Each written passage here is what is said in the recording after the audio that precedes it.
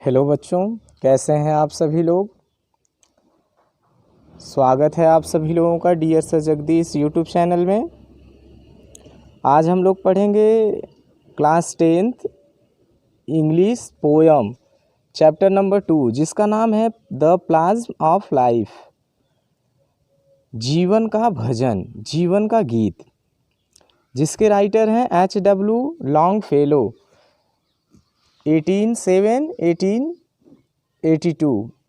तो चलिए शुरू करते हैं। शुरू करने से पहले यदि आप हमारे चैनल पे नए हैं तो आप चैनल को सब्सक्राइब कर लीजिए, जिससे आने वाली वीडियो की नोटिफिकेशन आपको आसानी से मिलती रहे और आप अपने स्टडी को कंटिन्यू कर सकें। तो चलिए शुरू करते हैं। About the poet. The full name of Longfellow was Henry Wordsworth Longfellow. Longfellow का पूरा नाम हेनरी वर्ड्सवर्थ लॉन्गफेलो था। He was an American poet. वह एक अमेरिकन कवि थे। He was very famous in the world. वह संसार में बहुत प्रसिद्ध थे। He worked as a teacher of modern language at Harvard university.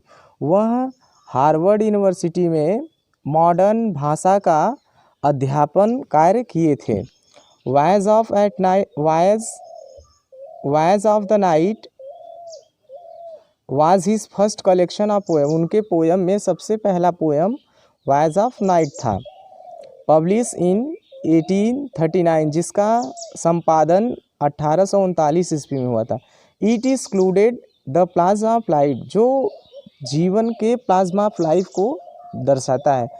His other works where, उनके दूसरे कार्य या poems of salary, the Spanish student एक belfry of Bruges, the golden legend, village blacksmith ETC।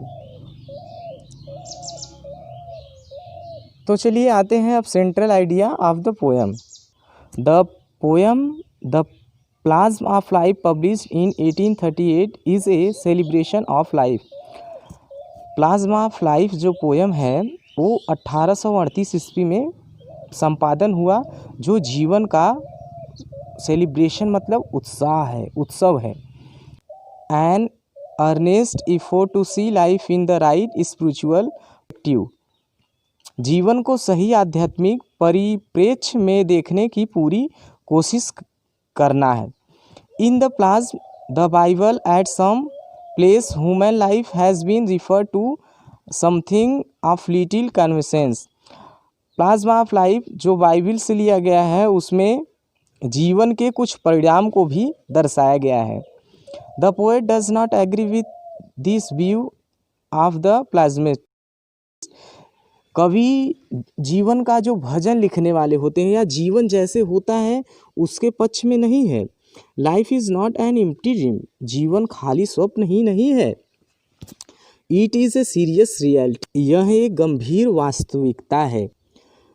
Death is not its ultimate object, for soul is immortal, आत्मा के लिए मृत्यु हुई परम वस्तु नहीं है। सारो और जॉय इज़ नॉट इज पीरियडेंट वे ऑफ एम, दुख और सुख हमारे जीवन का पूर्ण निर्धारण नहीं करते हैं, यानी दुख और सुख से हमारे जीवन का निर्धारण नहीं होता है। Our main duty in life is to work hard and progress day by day, हमारे जीवन का मुख्य उद्देश्य है दिन प्रतिदिन मेहनत करना और विकास करना। In this short and temporary camp of life, जीवन के इस छोटे से रूप में we should face the circumstances a life as a hero, हमें जीवन के उतार चढ़ाव को यानी जीवन के परिस्थितियों को हीरो की तरह सामना करना चाहिए।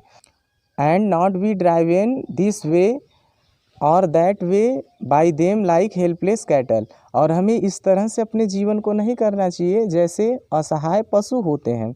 We should give up idleness, हमें अपने आलस्य को त्यागना चाहिए। And start working hard to achieve success after success, और हमें कठिन मेहनत करके सफलता के बाद सफलता प्राप्त करना चाहिए। We should learn to labour hard, हमें कठिन मेहनत करना चाहिए and wait for the result, और परिणाम के लिए इंतज़ार करना चाहिए। चलिए शुरू करते हैं। Life is real, life is earnest and the grave is not its goal. Dust thou art to dust returnest, it not spoken of the soul। जीवन वास्तविक है, जीवन गंभीर है, अर्थात जीवन का उद्देश्य जीवन के आनंदों का उपयोग करना है और मृत्यु को प्राप्त करना होना ही नहीं है।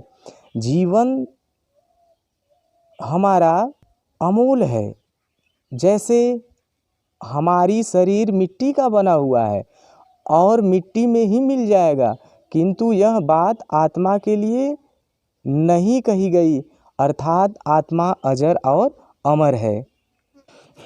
Not enjoyment and not sorrow is our destined end or way, but to act that is tomorrow finds us further than today।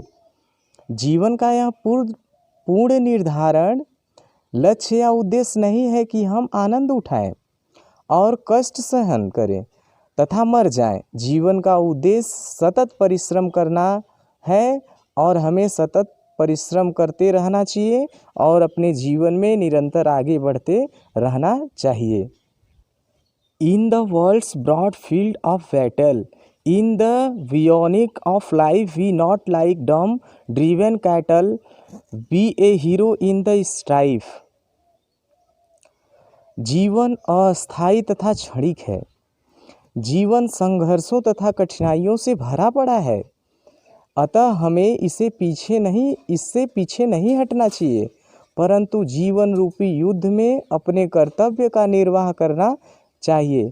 मनुष्य को संसार में गूंगे तथा हाँके जाने वाले पशुओं के समान नहीं रहना चाहिए। सदैव अपनी परिस्थितियों से भी विचलित नहीं होना चाहिए। जीवन और उसकी कठिनाइयों का सामना करना चाहिए और उत्साह से अपने जीवन को आगे बढ़ाना चाहिए। Let us then be up and doing with a heart for any fate, still achieving, still pursuing, learn to labour and to wait. आओ हम संग एक साथ मिलकर परिस्थितियों का सामना दृढ़ता से करने के लिए खड़े हो जाएं। जीवन का लक्ष्य कठोर परिश्रम तथा लक्ष्य की प्राप्ति करना है। नवयुवकों को धैर्यवान तथा घोर परिश्रमी होना चाहिए। उनके तत्कालिक परिश्रमिक की चिंता नहीं करना चाहिए। आप ध्यान से इसे समझें, लाइन बाय लाइन सभी लाइनों का एक्सप्लेनेशन है। यदि आपको वीडियो पसंद आए तो आप अपने दोस्तों के साथ शेयर कीजिए ताकि उनको भी स्टडी में मदद मिले। Thanks for watching.